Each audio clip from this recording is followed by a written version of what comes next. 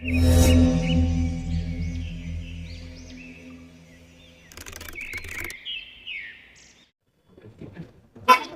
masala uang kau.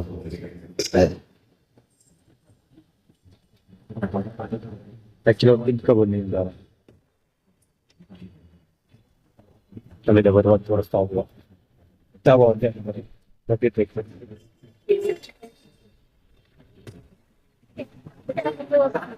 जिधर आप पता नहीं है जिधर थोड़ा बट. तो दो नेक्स्ट चेक आएगा. चलिए ये ईच आएगा. ಏನ್ ನಡೆದಿದ್ದು ಗೊತ್ತಾ? ಬೆಳಿಗ್ಗೆ ದುರ್ಗಾ ಪರಮೇಶ್ವರಿ ದೇವಸ್ಥಾನದಲ್ಲಿ ಇಷ್ಟೇ ಊಟ ಕೊಡಕ್ಕೆ ಮುಂದೆ ಬಂದಿದ್ದವರು. ನಾನು ಬೇಡ ಅಂದ್ಬಿಟ್ಟು ತಂದಿದ್ದೆ. ಯಾಕೆ ಅಂತ ತಿಂದ್ರೆ ಹೊಟ್ಟೆ ಬರ್ತಿರ್ಬೇಕು, ಈಗ ತಿನ್ಬಾರ್ದು ಹೊಟ್ಟೆ ಬಿಟ್ಟು ಬಂದಿದೆ.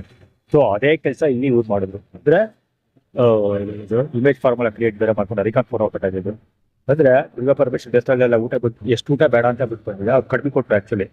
ಅದಕ್ಕೋಸ್ಕರ ಬೇಡ ಅಂತ ಬಂದೆ. ಸೊ ಅದನ್ನ ಇವರು ಇಲ್ಲಿ ಅಷ್ಟೇ ಊಟ ಕೊಟ್ಟಿದೆ. ಆಕ್ಚುಲಿ ಇಸ್ಕೊಳ್ಳೋದು ಬೇಡ ಅಂತಿದ್ದೆ ಅನ್ಕೊಂಡೆ ಕೊಟ್ಟಿದ್ದೆ.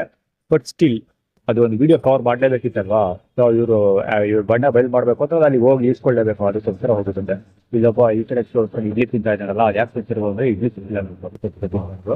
ಇಲ್ಲಿ ಕವರ್ ಹಾಕೊಂತಿದ್ದೆಲ್ಲ ಇವನು ಅಷ್ಟು ಒಂದು ಕವರಲ್ಲಿ ಸ್ವಲ್ಪ ಊಟ ಹಾಕ್ಸ್ಕೊಂಡು, ಅಂದ್ರೆ ಉಪ್ಪಿಟ್ಟು, ಬಾತು, ಮತ್ತೆ ಇಡ್ಲಿ, ಇನ್ನು ಏನೇನೆಲ್ಲ ಐಟಮ್ ಇತ್ತು ಎಲ್ಲ ಐಟಮ್ಗಳು ಹಾಕೊಂತಿದ್ದ. ಅದೇ ಮಾತುಕತೆ ಮುಗಿ ನಡೀತಾ ಇದೆ. ಎತ್ತಲ್ಲ ಕೂಡ ಬಂಗೇರಿ ಬೆಟ್ಟನೂ ಇಲ್ಲ. ಬರೀ ಹಾಕಿದ್ರು ಅಷ್ಟೇ.